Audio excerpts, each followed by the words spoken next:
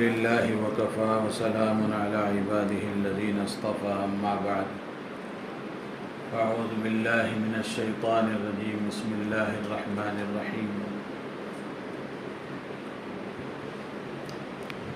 ذكر رحمة ربك عبده زكريا إذ نادى ربه نداء خفيا قال رب إني وهن العظم مني واشتعل الرأس شيبا ولم أكن بدعائك رب شقيا۔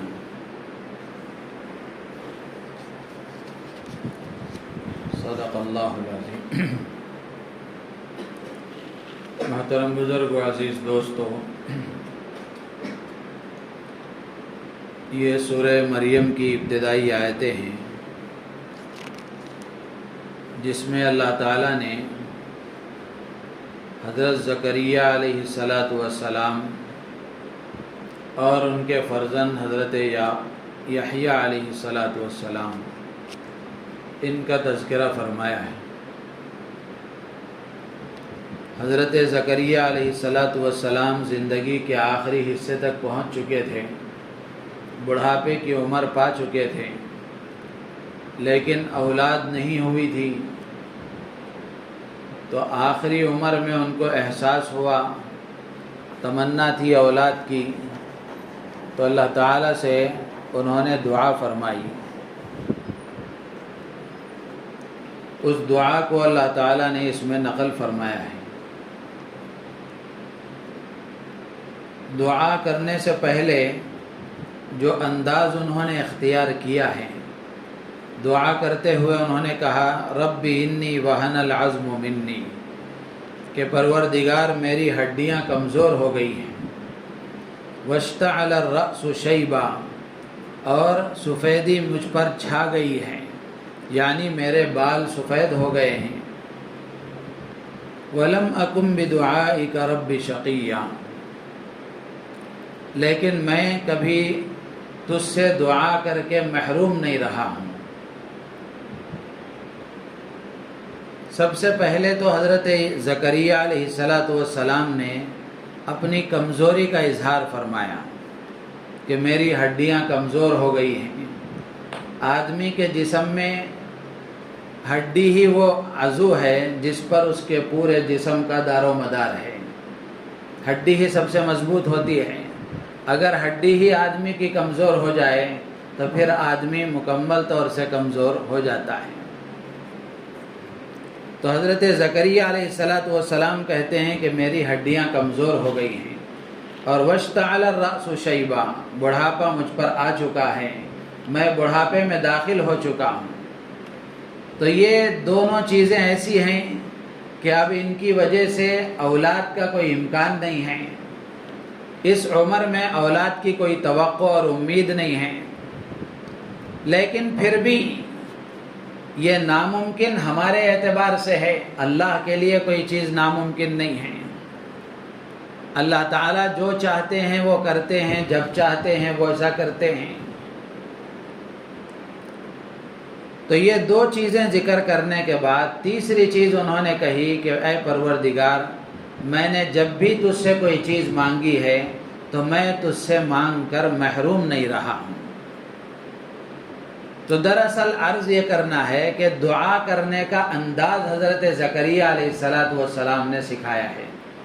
علماء نے لکھا ہے کہ دعا کرنے سے پہلے جو چیز آدمی کو مانگنا ہے، اس چیز کے مانگنے سے پہلے آدمی اللہ کی نعمتوں کا تذکرہ کرے، اللہ کی تعریف بیان کرے اور اللہ کی نعمتوں کا تذکرہ کرے، اور دوسری چیز ہے اپنی کمزوری کا تذکرہ کرے، اپنی عاجزی کا اظہار کرے، اپنی محتاجگی کا اظہار کرے۔ یہ مستحب ہے دعا کے شروع میں، بلکہ امام قرطبی رحمۃ اللہ علیہ نے لکھا ہے کہ دعا کی قبولیت کے زیادہ قریب ہے، یعنی جو دعا جس کے شروع میں آدمی اپنی عاجزی کا اظہار کرتا ہے، اپنی بے بسی کا اظہار کرتا ہے، اپنی کمزوری کا اظہار کرتا ہے اور اللہ کی نعمتوں کو بیان کرتا ہے، اللہ کی تعریف بیان کرتا ہے، تو ایسی دعا اللہ کے ہاں زیادہ قبول ہوتی ہے۔ اور تیسری چیز حضرت زکریا علیہ السلام نے یہ کہی کہ اے پروردگار میں تجھ سے مانگ کر کبھی محروم نہیں رہا۔ یہ بھی ایک طریقہ ہے، جیسے ایک آدمی ایک سخی کے پاس گیا، جا کر اس سے کہا کہ میں اس سے پہلے بھی آپ کے پاس اپنی حاجت لے کر آیا تھا، آپ نے اس وقت بھی میری حاجت پوری کی تھی، آپ نے مجھے اس وقت بھی خالی نہیں لوٹایا تھا۔ تو اب وہ سخی یہ سمجھتا ہے کہ میرے سخاوت کا، پہلی سخاوت کا، پہلے کرم کا، پہلی نوازش کا یہ حوالہ دے رہا ہے، اب میں اس کو واپس کروں یہ میری شان کے خلاف ہے، یہ میری شان کے خلاف ہے۔ تو بالکل اسی طریقے سے حضرت زکریا علیہ السلام کہتے ہیں کہ پروردگار جب بھی میں نے تجھ سے کسی چیز کو مانگا ہے، جب بھی میں نے دعا کی ہے تو دعا کر کے میں محروم نہیں رہا ہوں، تو لہذا اب جو دعا کر رہا ہوں ظاہری اسباب تو ایسے نہیں ہے کہ یہ چیز حاصل ہو جائے، لیکن تیری قدرت سے کوئی چیز بعید نہیں ہے، تو جو چاہتا ہے وہ کر سکتا ہے۔ حضرت زکریا علیہ السلام کی عمر تقریباً 110 سال تھی، اور ان کی اہلیہ محترمہ کی عمر تقریباً 98 سال تھی، 90 پر 8 سال کی عمر تھی، اور وہ اولاد کے پیدا کرنے کی صلاحیت ختم ہو گئی تھی، بانجھ تھی عورت، لیکن انہوں نے دعا کی تو اللہ تعالیٰ نے ان کی دعا کو قبول فرمایا۔ ان کی دعا کو قبول فرما کر اللہ تعالیٰ نے حضرت یحییٰ جیسا بیٹا عطا فرمایا۔ اللہ تعالیٰ کہتے ہیں یا زکریا انا نبشرک بغلام، کہ ہم تمہیں ایک لڑکے کی خوشخبری دیتے ہیں، اور اللہ نے صرف لڑکے کی خوشخبری نہیں دی بلکہ لڑکے کا نام بھی اللہ ہی نے طے کر دیا، اسمہ یحییٰ، اس کا نام یحییٰ ہوگا۔ اور اللہ فرماتے ہیں کہ یہ جو نام ہم نے تمہیں دیا ہے آج تک کسی نے یہ نام نہیں رکھا ہے، اسمہ یحییٰ، کہ اس کا نام یحییٰ ہے، لم نجعل لہ من قبل سمیہ، اس سے پہلے کسی کا نام یحییٰ نہیں رکھا گیا ہے۔ آج بھی لوگ کہتے ہیں، آ کر یہ کہتے ہیں ایسا کوئی لیٹسٹ نام بولیے کہ اس سے پہلے کسی نے نہیں رکھا ہو۔ کہاں سے لائیں گے اب ایسا؟ ایک صاحب سے میں نے کہا کہ فرعون رکھ لیجیے، آج تک کسی نے نہیں رکھا ہے۔ عجیب بات ہے، اچھے نام رکھنا اس کا اثر ہوتا ہے۔ لیٹسٹ نام کا کیا مطلب ہے؟ نبیوں کے نام رکھے جائیں، صحابہ کے نام رکھے جائیں، اولیاء کے نام رکھے جائیں، صحابیات کے نام رکھے جائیں، ازواج مطہرات کے نام رکھے جائیں، اور اللہ کی جو نیک بندیاں اولیاء کاملین کی اہلیہ گزری ہیں، مائیں گزری ہیں، ان کے نام رکھے جائیں تو اچھے اثرات پڑیں گے۔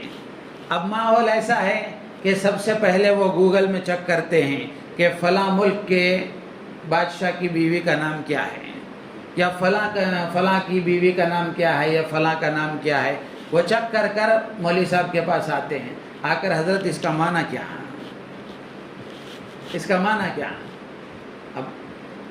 اب اس کا معنی کیا بولیں گے ان کو؟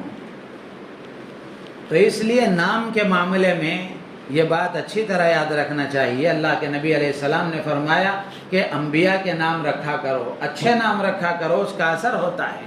لیٹسٹ نام کی طرف نہیں جانا چاہیے، بلکہ ہمارے بچوں پر اچھے اثرات پڑنے کے لیے پرانے نام ہی رکھنے چاہیے۔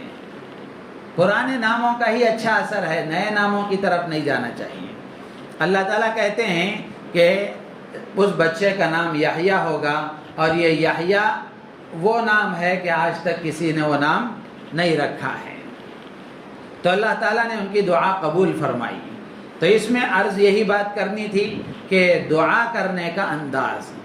اب ہمارا معاملہ کیسا ہوتا ہے؟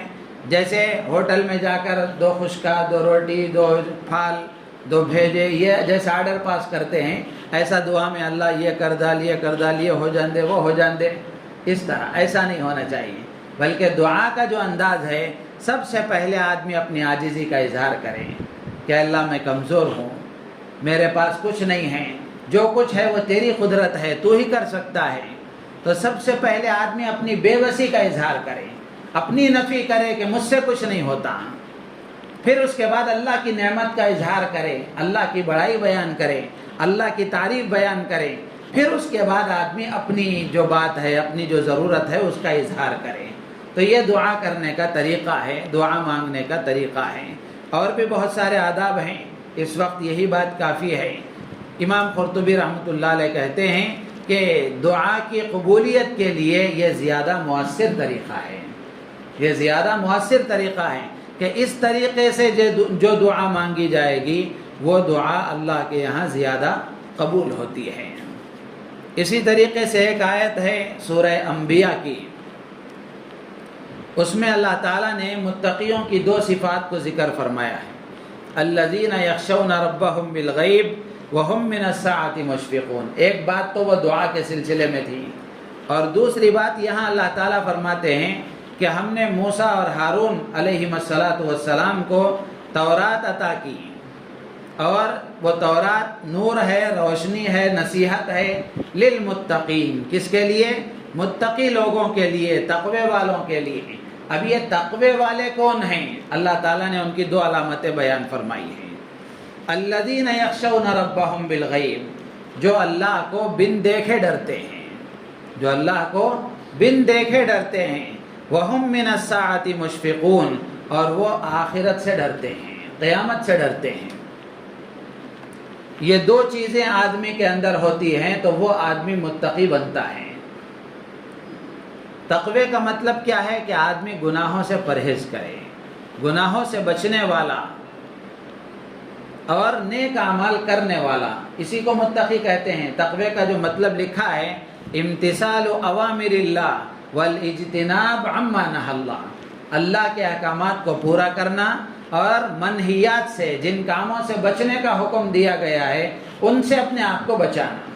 تو اب یہ تقوی آدمی کے اندر پیدا ہو جائے، اس کے لیے یہ دو چیزیں زیادہ ضروری ہیں۔ جس آدمی کے اندر اللہ کا ڈر اور خوف ہوتا ہے وہ آدمی گناہوں سے بچتا ہے، اور جس آدمی کو آخرت کا خیال ہوتا ہے، اللہ کے سامنے کھڑے ہونا ہے، مرنا ہے، منو مٹی نیچے قبر میں سونا ہے، اور قیامت کے دن تنے تنہا اللہ کے سامنے کھڑے ہو کر اپنی زندگی کا حساب دینا ہے، تو جس کو یہ احساس ہوگا وہ آدمی گناہوں سے بچے گا۔ تو اب ہر آدمی کو روزہ رکھوا کر اللہ تبارک و تعالی یہی چاہتے ہیں کہ یہ چیز ہمارے اندر پیدا ہو، اللہ کا ڈر خوف پیدا ہو، آخرت کا ڈر خوف پیدا ہو، تقوی ہمارے اندر آئے، گناہوں سے بچنے کی طاقت ہمارے اندر پیدا ہو جائے۔ تو اب اتنے روزے گزر چکے اور برس ہا برس سے ہم روزے رکھتے ہوئے آ رہے ہیں، تو ہر دن آدمی اپنا جائزہ لے کہ کیا یہ اللہ کا ڈر خوف میرے اندر آیا ہے۔ ہر آدمی جائزہ لے، زبان کے بولنے سے پہلے آدمی جائزہ لے، آنکھوں کے دیکھنے سے پہلے جائزہ لے، کانوں سے سننے سے پہلے جائزہ لے کہ کیا میرے اندر اللہ کا ڈر خوف آیا ہے کہ نہیں آیا ہے۔ تو یہ متقیوں کی دو بڑی صفات ہیں جو اللہ تعالیٰ نے ذکر فرمائی ہیں، اور اللہ بھی یہی چاہتے ہیں کہ روزے رکھوا کر اس تربیت والے مہینے میں یہ چیز ہمارے اندر پیدا ہو جائے۔ تو اس لیے مجھے اور آپ کو فکر اس بات کی کرنی چاہیے کہ ہم روزانہ اپنا جائزہ لیں کہ کیا اللہ کی ذات کا استحضار ہمارے اندر پیدا ہوا ہے، گناہوں سے بچنے کی طاقت ہمارے اندر آئی ہے کہ نہیں آئی ہے۔ پہلے آنکھیں جیسے چاہے دیکھتی تھیں، اب روزہ رکھنے لگے ہیں تو روزہ رکھنے کی وجہ سے آنکھوں کو قابو میں رکھنا ہمارے اندر آ گیا ہے۔ پہلے زبان سے جو چاہے جیسا چاہے بولتے تھے، اب روزہ رکھنے کی وجہ سے رمضان کی تربیت کا اثر ہوا ہے کہ بولنے سے پہلے آدمی سوچتا ہے کہ کیا صحیح ہے کیا غلط ہے، کیا بولوں گا تو اللہ خوش ہوں گے، کیا بولوں گا تو اللہ ناراض ہوں گے، کون سا بول ثواب کا ہے، کون سا بول عذاب کا ہے۔ آدمی کے اندر احساس پیدا ہو گیا۔ تو یہ روزے کا فائدہ ہے جو ہمیں حاصل ہوا ہے۔ اگر خدا نخواستہ اتنے سالوں کے روزہ رکھنے کے بعد اور لیٹسٹ اب روزہ رکھنے کے بعد بھی اگر ہمارے اندر یہ چیز نہیں آئی ہے تو پھر ہمیں فکر کرنے کی ضرورت ہے۔ ہمیں فکر کرنے کی ضرورت ہے کہ روزہ رکھوا کر اللہ تعالیٰ جو چیز ہمارے اندر پیدا کرنا چاہتے ہیں، جیسی تربیت ہماری کرنا چاہتے ہیں، وہ ہمارے اندر ابھی پیدا نہیں ہوئی ہے۔ تو اس لیے جتنے دن باقی ہیں ان دنوں میں آدمی کوشش کرے، روز اپنا جائزہ لے کہ کیا اللہ کا ڈر میرے اندر آیا ہے کہ نہیں آیا ہے، گناہوں سے بچنے کا استحضار ہمارے اندر آیا ہے کہ نہیں آیا ہے، گناہوں سے بچنے کی طاقت ہمارے اندر پیدا ہوئی ہے کہ نہیں ہوئی ہے۔ ہر آدمی اپنا روزانہ جائزہ لیتے رہے۔ اللہ تعالیٰ مجھے آپ کو عمل کی توفیق عطا فرمائے۔